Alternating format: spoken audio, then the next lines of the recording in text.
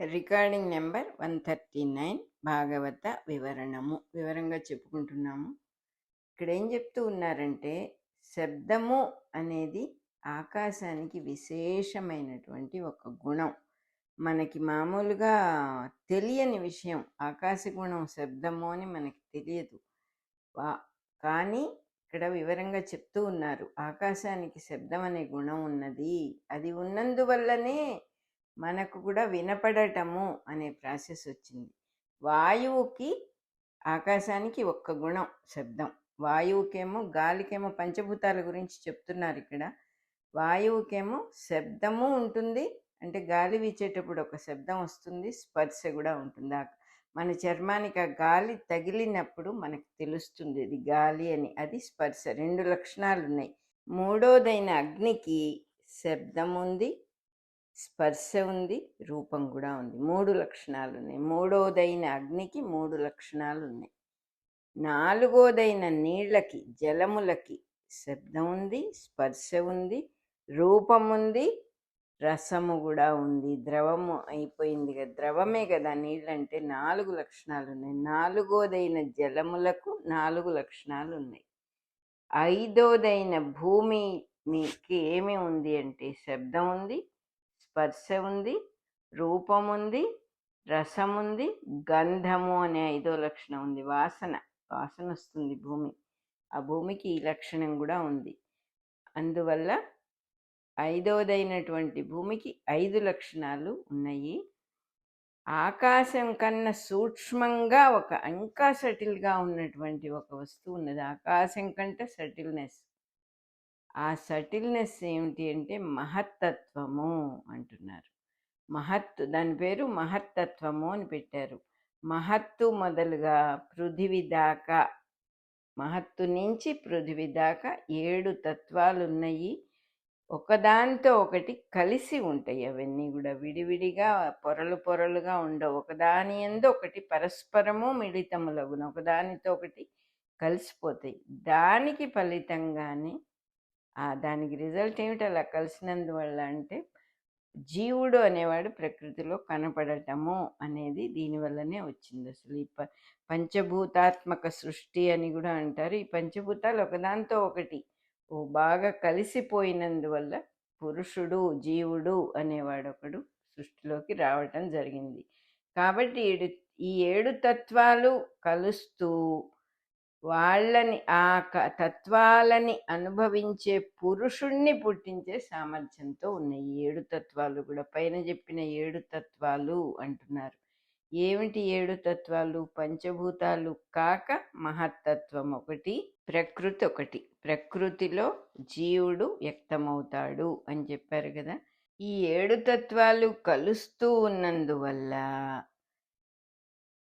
వాటిని ఏ జీవుడైతే అనుభవిస్తున్నాడో ఆ జీవుడిని పుట్టించడానికి సామర్థ్యం ఉందిట వీటన్నిటికీ కూడా. ఇట్టి సామర్థ్యం ఒక సమయంలో వస్తుందన్నమాట. అంటే ఆ కలయికల్లో, ఆ రేషియోల్లో ఒక పర్టిక్యులర్ కలయిక రాగానే ఆ జీవుడు బయటకు వచ్చే సామర్థ్యం, బయటికి వచ్చే సమయం గమనించి పరమాత్మ వెంటనే అందులో ప్రవేశించాడనమాట.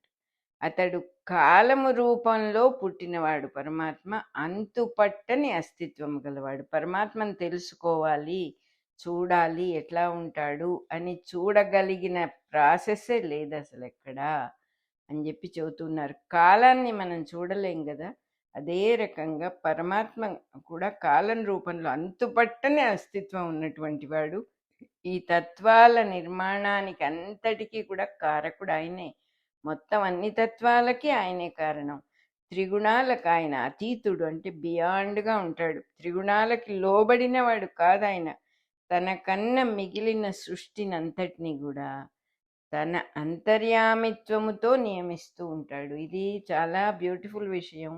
ఎలా పరిపాలన చేస్తారు, ఇంతకుముందు కూడా మనం చెప్పుకున్నాం. తానే లోపలుండి నడిపిస్తాడు ప్రతి ఒక్క జీవిని, ప్రతి ఒక్క కణమును, సమస్తాన్ని సృష్టిలో తాను లోపల అంతర్యామిగా ఉన్నందువల్ల దీన్ని ఇంత చక్కగా నడపటం సాధ్యమవుతుంది. తను విడిపోలేడు, ఉన్నదంతా ఒకటే వస్తువు. You cannot separate it by any means. ఉన్నవాడు ఒక్కడే. అందువల్ల తాను లోపలగా కనపడకుండా ఉండి, ఒక చోట చదువుకున్నాము, నేను అనుకోవటం భగవద్గీతలో అనుకుంటా, జ్ఞానం ఎప్పుడు కూడా అజ్ఞానంతో కప్పబడి ఉంటుంది అని చదువుకున్నాం. అంటే ఏంటి? దేవుడు అనేటటువంటి వాడు కనపడని, తనను తాను చూపించుకోకుండా అజ్ఞానం అనే పొరతో కవర్ చేసుకొని ఉంటాడు. So we cannot see him. అట్లా అంతుపట్టని అస్తిత్వం గలవాడు అంటున్నారు. ఈ తత్వాల మొత్తానికి ఆయనే కారణం. త్రిగుణాలన్నిటికీ బియాండ్గా ఉంటాడు. లోపలగా ఉండి మొత్తాన్ని నియమిస్తూ ఉంటాడు. ఒక సిస్టమేటిక్గా నడుపుతూ ఉంటాడు ఈ సృష్టి మొత్తాన్ని. కన్ను మొదలైన ఇంద్రియాలకు అందేవాడు కాదుట. కంటికి అందడు ఆయన. కంటికేమిటి, చెవికేమిటి, దేనితోనూ అందడు. ఒక ఉపనిషత్తు శ్లోకం ఒకటి ఉంది, కన్ను దేనితో చూస్తోందో దాన్ని కన్ను చూడలేదు, చెవి దేని సహాయంతో వింటోందో దాన్ని చెవి వినలేదు, స్పర్శ దేని సహాయంతో తెలుస్తోందో స్పర్శ దాన్ని తెలుసుకోలేదు అని ఇట్లా పంచభూతాల గురించి చెప్తారనమాట. ముక్కు దేని సహాయంతో వాసన చూస్తోందో దాన్ని ముక్కు తెలుసుకోలేదు. సహజమే కదా ఇది. కంటిని కన్ను చూడలేదని మనకు కూడా తెలుసు. కానీ కంటి చూపు ఎవరి ద్వారా మనకి కలుగుతోందో, ఈ జ్ఞానం అంతా ఎవరి ద్వారా వస్తోందంటే సాక్షాత్తు అంతర్యామిగా ఉన్న పరమ పురుషుడి ద్వారా వస్తుంది. ఆ వస్తువు ఉన్నటువంటి జ్ఞానాన్ని బట్టి మనము ఆ పరమ పురుషుణ్ణి తెలుసుకోలేము. ఎందుకంటే ఆయన నుంచి, ఆయన ఇచ్చిన శక్తే ఇది. ఆయన ఇచ్చిన శక్తితో ఆయన్ని మొత్తాన్ని తెలుసుకోవడం అనేది సాధ్యమవ్వదు. మన శరీరంలో ఉన్నటువంటి ఒక సెల్కో 10 సెల్స్కో ఆ కణాలకి మనల్ని మొత్తాన్ని తెలుసుకునే శక్తి ఉండదు. చాలా సహజం అది. అట్లా ఆయన ఈ సృష్టిని ఒక అద్భుత సృష్టిగా చేశాడు. కానీ ఎవరికైనా ఒక జీవుడికి ఆయనని తెలుసుకోవాలనే తృష్ణ ఉంటే తప్పకుండా తెలుసుకుంటాడు. జీవులందరికీ ఒక తృష్ణ పెట్టాడు భగవంతుడు. తృష్ణ అనే మాట న్యాయంగా ఇక్కడ వాడకూడదు. ఈ తృష్ణ అనేది భగవత్ స్వరూపాన్ని తెలుసుకోవటానికి ఉన్నదైతే సహాయం చేస్తుంది. సృష్టిలో వేరే ఏ విషయానికి తృష్ణ ఉన్నా మనల్ని అధోగతి పాలు చేస్తుంది. ఒక భగవంతుడి విషయంలో మటుకే ఇది మనకి సహాయం చేస్తుంది. అంటే తీరని కాంక్ష, ఆయన్ని చూసి తీరాలి, చూసి తీరాలి, ఆయన్ని తెలుసుకొని తీరాలి అనే కాంక్ష ఉన్నప్పుడు అది తప్పకుండా నెరవేరుతుంది. ఎలా నెరవేరుతుంది అంటే, మనం లోకంలో ఎన్నో పనులు చేస్తూ ఉన్నాం.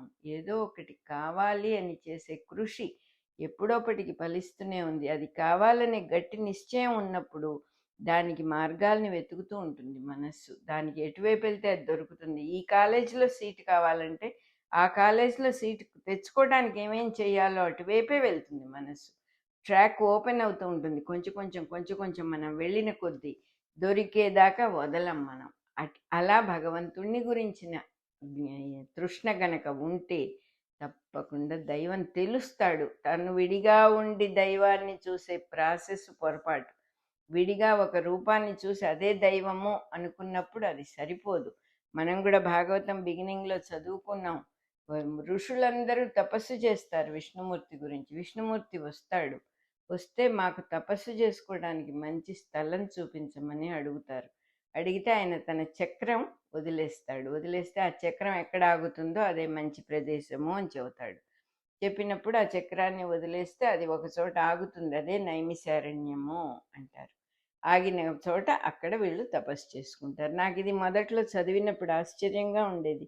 ఇదేమిటి, దేవుడు కనపడిన తర్వాత కూడా వీళ్ళు ఇంకా ఆ దేవుడు కనపడటమే కదా ఫైనల్. విష్ణుమూర్తి వచ్చాడు కదా, వచ్చిన తర్వాత కూడా మరి వీళ్ళు ఇంకా మాకు ఇది కావాలి, అది కావాలి, మాకు తపస్సు కావాలి. తపస్సు ఎందుకు దేవుడు కనపడిన తర్వాత అనిపించేది. కానీ కనపడింత ఒక రూపంతో కనపడినంత మాత్రం చేత చాలదు. అది మనల్ని ఉద్ధరించలేదు. ఆ రూపం వస్తుంది పోతుంది. వస్తూ పోయే గుణం ఉన్న ఏదీ కూడా మనల్ని ఉద్ధరించలేదు. ఎందుకంటే మనలో ఉన్నవి కూడా వస్తూ పోతూ ఉండే లక్షణాలు. దానికి బియాండ్గా ఉన్నవాడిని పట్టుకుంటే మన సామర్థ్యం కంటే ఎక్కువ సామర్థ్యం ఉన్నవాడే మనల్ని దీంట్లో నుంచి బయటపడేయగలుగుతాడు. కాబట్టి ఆ పరమాత్మని పట్టుకోమని, భక్తిగా ఉండమని, శ్రద్ధతో పరమాత్మని కొలవమని చెప్తూ ఉంటారు. ఇంకా చెప్తూ ఉన్నాడు కపిలుడు, ఇట్లా జరుగుతోందమ్మా, ఏ రూపాలకి అందని వాడు, ఇంద్రియాలకు అందని రూపం గలవాడు, అసలు అతడు ప్రవేశించటం వల్లనే తత్వాలన్నీ కూడా ఒకదాంతో ఒకటి బాగా మిక్స్ అయిపోయి, ఘర్షణ పొంది చిలికినట్టుగా అయిపోయి, ఉడికినట్లుగా కలిసిపోయినాయి. ఆ పరమాత్మ గనక దాంట్లో ప్రవేశించి ఉండకపోతే వాటికి ఇటువంటి కదలిక పుట్టేది కాదు. ఆయన వల్లనే అవి ఘర్షణ పొందినాయి, దాంతోనే ఉడికినట్టుగా అయిపోయినాయి. ఒక దాంట్లో మిగతావన్నీ కలిసిపోయేటట్టుగా ప్రవేశించినాయి. ఆ ఘర్షణ అంతా అవంగానే ఒక గ్రుడ్డు పుట్టెను, ఒక ఎగ్గు పుట్టిందిట. అది అందులో ఉన్న అంతర్యామి చేతనాన్ని లేకుండా ఉంది పాపం. గుడ్డు పుట్టిన తర్వాత ఏమైంది, లోపల అంతర్యామి చేతనత్వం లేదు, జస్ట్ ఉన్నదంతే, ఒక గ్రుడ్డుగా జస్ట్ ఉన్నది. ఎట్లా ఉన్నది అంటే పరమాత్మ నుంచి వేరుపడి చేతనము కోల్పోయిందంటే, గ్రుడ్డు అనేది తనంత తాను ఏమీ చేయలేదు, కదలలేదు, చేతనము కోల్పోయిందని చెప్తున్నాడు. తనంత తానుగా కదలటం కానీ ఏమీ చేయలేదు. దాని లోపల ఉన్న అంతర్యామి తాలూకు చేతనాన్ని కోల్పోయి వేరుగా ఏర్పడింది. కోడి గ్రుడ్డులో ఉన్న ద్రవం అంతా కూడా కోడి పిల్ల ప్రజ్ఞ కన్నా వేరుగా ఏర్పడుతుంది. ప్రజ్ఞ వేరు, కోడిపిల్ల ఫిజికల్ బాడీ వేరు. ఆ ఫిజికల్ బాడీ కోడిపిల్ల అని మనం అనుకుంటే దాంట్లో ఉన్న ప్రజ్ఞ వేరుగా ఉంటుంది. లేదా మనలో నుంచి మన నుంచి బయటకు వచ్చిన జుట్టు గోళ్ళు మన ప్రజ్ఞ నుంచి వేరైనట్టుగా అని చెబుతూ ఉన్నారు. ఆ గుడ్డు పేరు విరాట్ అన్నమాట. ఆ గుడ్డు పేరు విరాట్ అని పెట్టారు. విరాట్ పురుషుడు. వాడి చుట్టూ ఉన్న అండము అనేది ఒక గ్రుడ్డుకి ఒక షెల్ ఉంటుంది. ఆ షెల్ ఒక గట్టి చిప్ప ఒకటి ఉంటుంది. ఆ లోపల ఉన్న ద్రవ పదార్థం బయటికి పడిపోకుండా. ఆ షెల్ అనేది ఏమిటి అంటే పృథివీ తత్వము. పృథివీ వేరు, పృథివీ తత్వము వేరు. ఆ పృథివికి ఉన్న మొత్తం లక్షణాలన్నీ కలిపినదే పృథివీ తత్వం. ఆ పృథ్వీ తత్వం ఆ గుడ్డు మీద ఉన్నటువంటి పై పొర అన్నమాట. తర్వాత దాని కింద పొర జలతత్వం, దాని కింద పొర అగ్నితత్వం, వాయుతత్వం, ఆకాశతత్వం, అహంకారతత్వం, మహత్తత్వం, అట్లా 7 పొరలు ఉన్నాయన్నమాట. విరాట్ పురుషుడు అనే గ్రుడ్డుకి, ఎగ్కి ఉన్న తత్వాలన్నీ చెప్తూ ఉన్నారు. 7 పొరలుగా దాని మీద ఉన్నాయి. ఇందులో పృథ్వీతత్వం మొదలుపెట్టి ఒక పొర కన్నా రెండవ పొర 10 ఉంటుంది. అంటే 10 రెట్లు పెద్దదిగా ఉంటుంది. ఈ పొరలన్నీ లోకాలన్నిటికీ కూడా చూస్తే పందిరి వేసినట్టుగా ఉంటాయి. మనం పెళ్ళిళ్ళకు పూర్వకాలం పందిళ్ళు వేసేవాళ్ళం. ఇప్పుడు కూడా షామియానాలు వేస్తాం, దాన్ని కూడా పందిరి అని చెప్పుకోవచ్చు పిల్లలకు అర్థం కావాలంటే. ఆ పందిరి లాంటి భాగాలతో ఇవన్నీ కూడా, ఈ పొరలన్నీ కూడా. ఈ అండము, ఈ గ్రుడ్డు విరాట్ పురుషుని రూపంతో మహాజలములలో తేలుచుండును. అంటే ఒకటి తయారైంది, ఒక గ్రుడ్డు తయారైంది, ఒక ఎగ్ తయారైంది, అది నీళ్లల్లో తేలుతూ ఉంటుంది. నీళ్లల్లో తేలటము ద్వారా అది ఎటువంటి ఇబ్బందులకి గురి కాకుండా ఉంటుంది, సేఫ్గా ఉంటుంది. నీరు దాన్ని ఏ రకంగానూ ఇబ్బంది పెట్టదు, తన మీద తేలనిస్తుంది, తేలుతూ ఉంటుంది. కిరణమయమైన ఈ అండంలో నారాయణుడు ప్రవేశించి ఆకాశాన్ని తానుగా కొంత వేరు చేసి పెరిగాడుట. అంటే ఈ గ్రుడ్డులో స్పేస్, చోటు అనేది తయారైందన్నమాట. పరమాత్మ తానే ప్రవేశించాడు కాబట్టి ఈ అండమేమో కిరణమయముగా ఉన్నది. కిరణమయమైన ఈ గ్రుడ్డులో సాక్షాత్తు పరమాత్మే ప్రవేశించి ఆకాశము అనేదాన్ని కొంత వేరు చేసి తను గ్రుడ్డుగా పెరగటం మొదలుపెట్టాడు. ఈ విధంగా హిరణ్య గర్భము అంటున్నారు. విరాట్ పురుషుడు ప్రకాశం చెందుతూ ఉంటాడు. ఈ అన్ని అన్ని తత్వాలు కలిపి ఒక గ్రుడ్డుగా తయారైనటువంటి ఆ విరాట్ పురుషుడు లోపల పెరుగుతూ ఉన్నాడు. ఎలా పుడుతూ ఉన్నాయి? తల్లి కడుపులో ఉన్న ఒక చుక్కకి కాళ్ళు, చేతులు, ముక్కు, నోరు, సమస్త అవయవాలేమిటి అసలు? రక్తనాళాలు, సన్నని రక్తనాళాలు కళ్ళలో. ఆ పసివాడి సైజు ఎంత ఉంటుంది? అందులో వాడి కళ్ళ లోపల, వాడి ముక్కు లోపల, వాడి చెవు లోపల, వాడి చర్మం లోపల ఎన్ని లక్షణాలు పెడితే ఎముకలు సమస్తము మొత్తం పిక్చర్ అంతా రావాలంటే ఎంత పని ఉన్నది అక్కడ. అవన్నీ ఇక్కడ బయట జరిగే విషయంగా చెప్తూ ఉన్నారు. ఇంకా పసివాడు తల్లి పుట్టలేదు, తల్లి కడుపులో పసివాడు పుట్టలేదు, మనకి తెలుసు కాబట్టి అది ఎగ్జాంపుల్గా చెప్పుకుంటున్నాము. ఏమీ ఏర్పడని స్థితి, సృష్టి ఏర్పడలేదు. ఇంకా తత్వాలన్నీ ఒకటిగా, పరమాత్మ వల్ల తత్వాలన్నీ ఒకటిగా అయినాయి. అంటే పరమాత్మ అని మనం చెప్పుకుంటున్నాం, మహా తేజస్సు అది. ఆ తేజస్సు వల్ల తత్వాలన్నీ కూడా ఉడికినట్టుగా బాగా కలిసిపోయి ముద్దగట్టుకొని ఒక గ్రుడ్డుగా ఏర్పడటం. ఆ గ్రుడ్డు మళ్ళీ పెరగటానికి పరమాత్మ వస్తువే కావాలి కాబట్టి పరమాత్మ లోపలికి చేరి చోటు కొంత వేరు చేసి మళ్ళీ గ్రుడ్డు పెరగటం అనే ప్రాసెస్ వచ్చింది. ఈ విధంగా ప్రకాశం చెందుతూ ఉన్నాడు పరమాత్మ అక్కడ. ఈ గ్రుడ్డులో ఉన్న ప్రజ్ఞ పేరే విరాట్ పురుషుడు. అందులో నీళ్లు మొదలైన ఆవరణలు వేరుగా ఒకదానికి ఒక్కొక్కటి పదింతల పొరలు, పదింతలై సైజులో 10 రెట్లు 10 times పెద్దవిగా ఏర్పడి పొరలుగా ఉంటాయి. అవి బట్టల పొరల్లాగా ఉంటే విష్ణుని రూపం ప్రకాశిస్తూ ఉంటుంది దాంట్లో నుంచి. ఈ గ్రుడ్డు మహాజలాల్లో తేలుతూ బంగారు రంగులో ఉంటుందిట. విష్ణుడు అంతర్యామి అయి, అంటే ఆ లోపలగా తానే ఉండి ఆకాశము అనే దాన్ని విడదీస్తాడు. అంటే చోటును పుట్టించాడు. ఆ చోటును కూడా పుట్టించి లోపలగా ఈ గ్రుడ్డు నుంచి మొత్తం సృష్టి మొత్తాన్ని సృష్టించగలిగే సామర్థ్యాన్ని కలిగి ఉన్నాడు ఆ సమయంలో అని చెబుతున్నారు. ఎందుకు మనకు కూడా తెలిసి విషయం. ఇవంతా కూడా ఒక మొత్తం ఒక చుక్కగా ఉన్న సృష్టిలాగా మనం ఊహించుకోవచ్చు. ఒక గ్రుడ్డు అని చెప్పారు. ఆ గ్రుడ్డు లోపల సమస్తము, అంటే ఈ సృష్టి మొత్తానికి ఆ గ్రుడ్డు ప్రస్తుతం ఒక విత్తనం అన్నమాట. విత్తనం లోపల మహావృక్షం దాగి ఉన్నట్లుగా మొత్తం సృష్టి అంతా కూడా ఆ గ్రుడ్డు లోపల, ఆ ఎగ్గు లోపల దాగి ఉన్నది.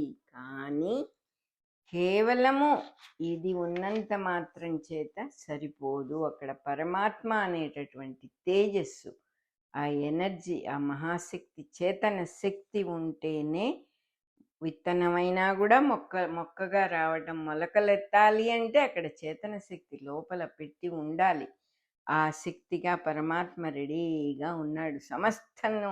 సమస్తమును పుట్టించగలిగే శక్తితో ఉన్నాడు. మన భూగోళం లాగానే ఈ గ్రుడ్డులో మొట్టమొదటి పొర పృథివీ తత్వము, దానిపైన వరుసగా జలము, అగ్ని, వాయువు, ఆకాశము, అహంకారము, మహత్తు అనే పొరలు ఒకదానికన్నా ఒకటి 10 రెట్ల పరిమాణంతో, 10 రెట్ల సైజుతో 10 times పెద్దవి ఒకదానికంటే ఒకటి అలా ఏర్పడతాయి అంటున్నారు. ఈ గ్రుడ్డునందు విరాట్ పురుషుడు వెలిగిపోతూ ఉంటాడు. ఆయన ముఖంలో నుంచి వాక్కు, అగ్ని, ప్రాణాగ్ని, ఆకలి 2 పుట్టినాయి అన్నమాట. ప్రాణాల నుంచి శ్వాస, ముక్కు పుట్టినాయి. ప్రాణవాయువులు పుట్టినాయి. వాని కన్నులు, సూర్యుడు పుట్టారు. వాని యందు ధ్యానం ఏర్పడగా, ఆ సూర్యుడి యందు ధ్యానం ఏర్పడినప్పుడు చెవులు పుట్టినాయి. వినటం అనేది పుట్టింది. దిక్కులు, జ్ఞానము కూడా పుట్టినాయి. జ్ఞానము అనేది లేకపోతే ఏ ప్రజ్ఞ పని చెయ్యదు మనకి. అటువంటివన్నీ పరమాత్మ మనకు ఎలా ఇచ్చాడో ఇక్కడ చెబుతూ ఉన్నారు. చర్మము నుండి మీసాలు, రోమములు ఉంటాయి. మన ఒళ్ళంతా కూడా రోమాలు, సన్నని జుట్లు ఉంటాయి, మీసాలు ఉంటాయి. వీటి నుంచి ఓషధులు పుట్టినాయి. అంటే భూమి మీద చెట్లు ఎలా మొలుస్తూ ఉన్నాయో అలా మన శరీరం మీద సన్నని వెంట్రుకలు మొలవటము, మీసములు మొలవటము, తల మీద జుట్టు మొలవటము, ఇలా ఎగ్జాంపుల్ చెప్తూ ఉన్నారనమాట. రోమములన్నీ రోమములుగా ఓషధులు పుట్టను. ఓషధులు అంటే మనకు ఆహారాన్ని సమకూర్చేటటువంటి మొక్కలు. మనం ఇది బియ్యం బియ్యం ఎక్కడి నుంచి వస్తున్నాయంటే వడ్ల గింజ వేస్తే అగా పెరుగుతుంది. అది పెరిగినప్పుడు దాన్ని వరి అంటాం మనం. ఆ వరి చెట్టు అనేది ఓషధి. మన భోజనానికి దేన్నైతే ఏ చెట్టునైతే వాడతామో ఆ భోజనం గింజ రెడీ అవ్వగానే ఆ చెట్టు చనిపోతుంది. తన ప్రాణాన్ని అర్పించి మన ప్రాణాన్ని కాపాడుతోంది కాబట్టి వాటిని ఓషధులు అంటే ప్రాణాన్ని రక్షించేవన్నమాట. గర్భంలో ఉన్న అండమునకు గ్రుడ్డుకి ఎట్లా పుడుతుందో, ఒక గర్భంలో నుంచి ఒక అండానికి ఎట్లా బిడ్డ బయటకు వస్తుందో అదే విధంగా బ్రహ్మాండములో కూడా దివి అట్లే పుట్టెను. దివి అంటే దేవతలు ఉండేటటువంటి ప్రదేశం, అది పుట్టిందిట. అండము నుంచే కాలక్రమంలో అన్నీ వచ్చినాయి. మూత్రం విసర్జించే అవయవం శుక్రము అన్నీ పుట్టినాయి. శుక్రము నుంచి జలములు వ్యక్తమైనవి. అంటే మలావయవము అపాన స్పందనము. మలావయవం అంటే అక్కర్లేని విషయాలన్నీ వదిలేసేటటువంటి ఆసనం, దాన్ని అపానము అంటారు. పానము అపానము బయటికి నెట్టేసేసే ఇన్స్ట్రుమెంట్ అన్నమాట. ఆ అపానము నుంచే మృత్యువు పుట్టింది అంటున్నారు. అంటే అపానము అంటే బయటికి నెట్టే స్పందన, దాన్ని అపానము అంటారు.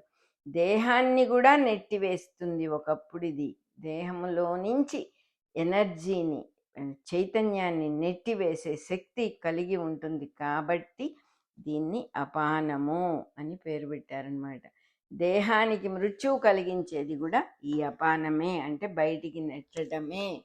దానివల్లనే దేహానికి మృత్యు వస్తుంది. ఈ గ్రుడ్డులో చేతులు, ఆ చేతులలో బలము అనేది పుట్టింది. ఆ రెండిటి వల్ల ఇంద్రుడు అనే దేవత పుట్టాడనమాట.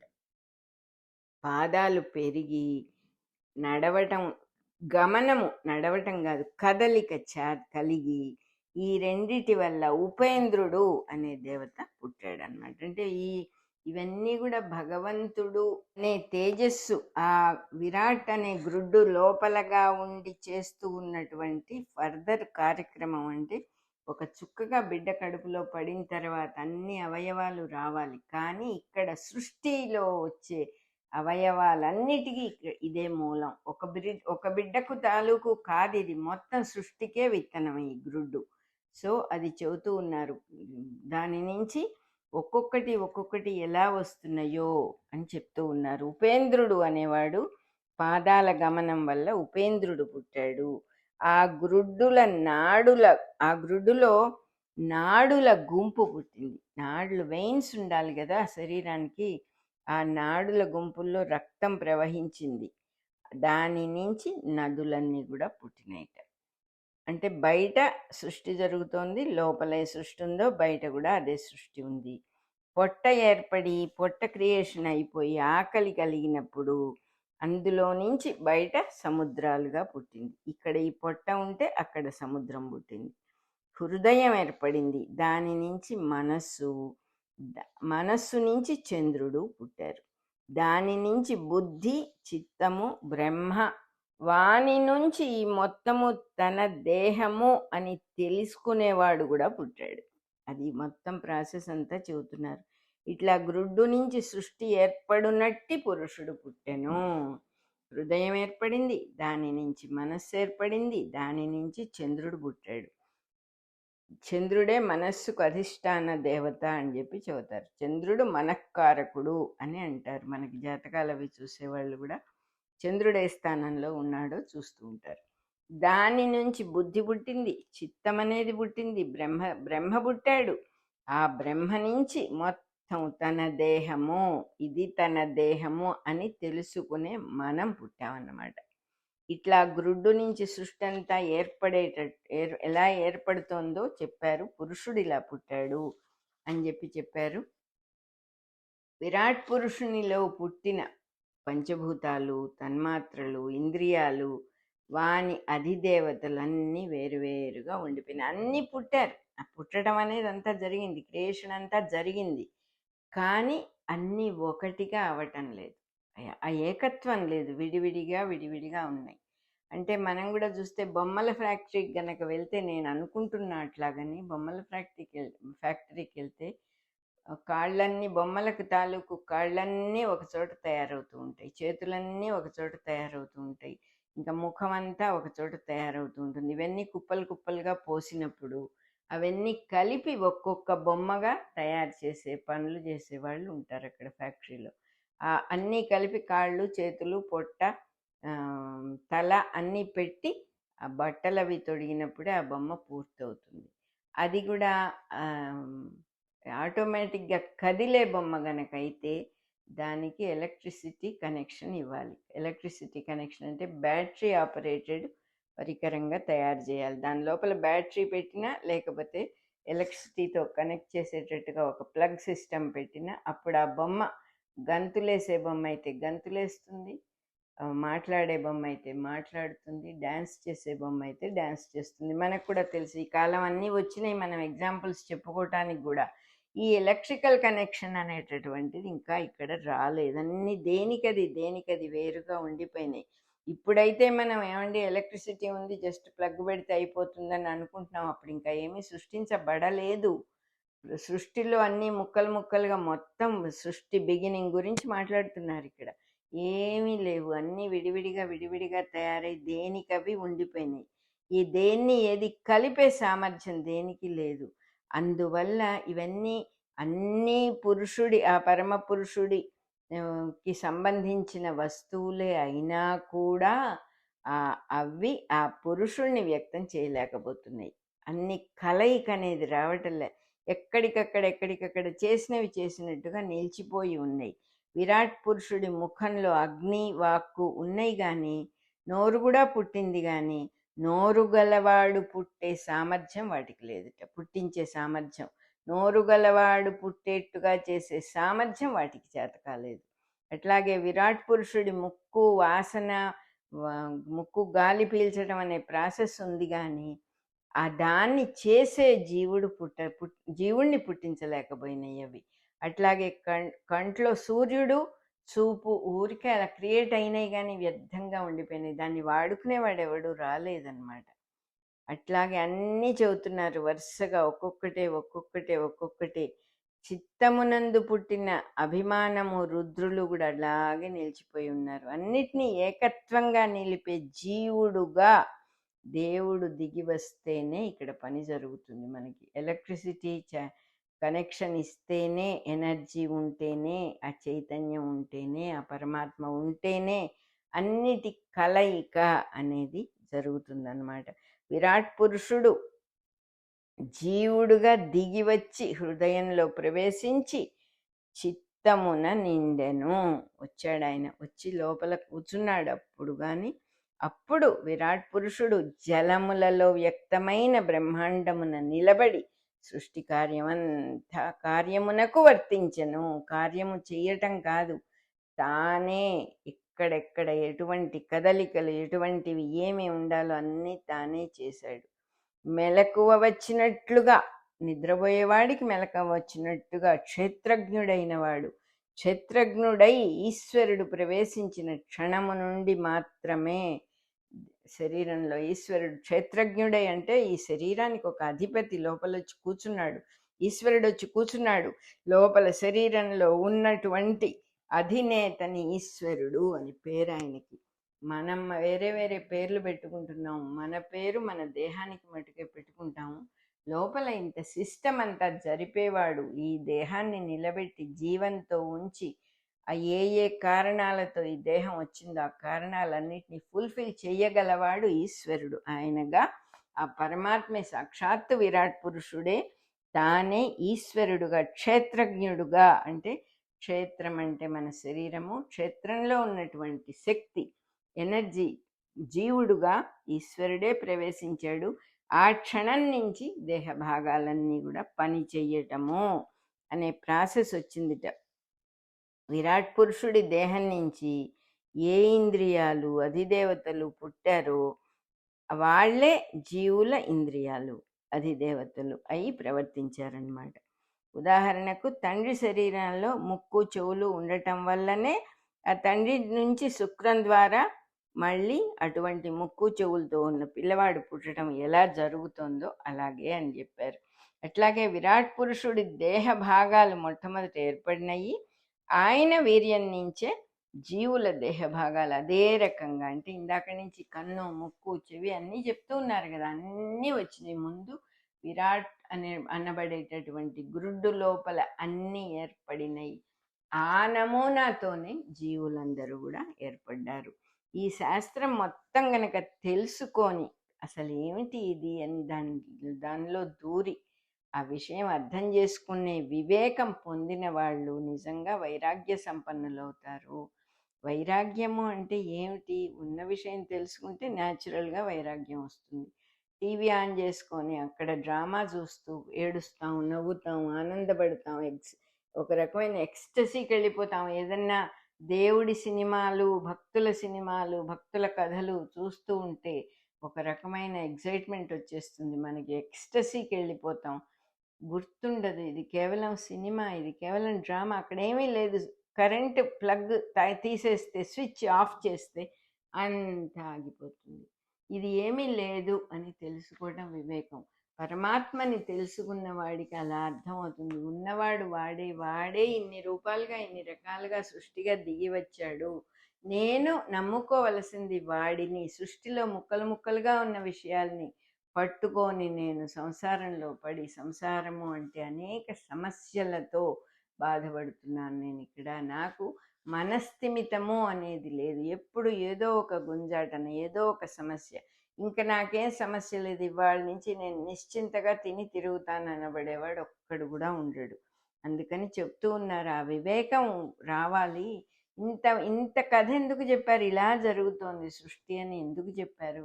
ఇందులో ఏమీ లేదు, ఉన్నవాడు పరమాత్మే, తానే సృష్టిగా వ్యక్తమైనాడు. ఇంతమంది లేరు నీకు శత్రువులు, మిత్రులు, ఆప్తులు కానివాళ్ళు, పరులు అనేవాళ్లే లేరు ఇక్కడ. నువ్వు కూడా లేవు, నీ ఎగ్జిస్టెన్స్ కూడా పరమాత్మ ద్వారానే వచ్చింది.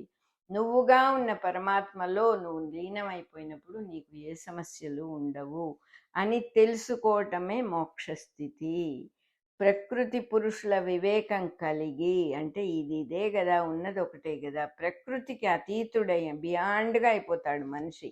ఎవరైతే ఈ విషయం అర్థం చేసుకుంటారో వాళ్ళు అతీతులైపోతారు. కాబట్టి అదే మోక్షస్థితి. ఈ వివేకం గనక వాడుకోబోతే అనేక రకాల సమస్యలతో కూడినటువంటి జీవితంలో చాలా బాధపడటం అనేది జరుగుతుంది. చూస్తూనే ఉన్నాం మనం కూడా. ఇప్పుడు మన రికార్డింగ్ నెంబర్ 139 ఫస్ట్ పార్ట్ అయిపోయింది. సెకండ్ పార్ట్ మళ్ళీ చెప్పుకుందాం.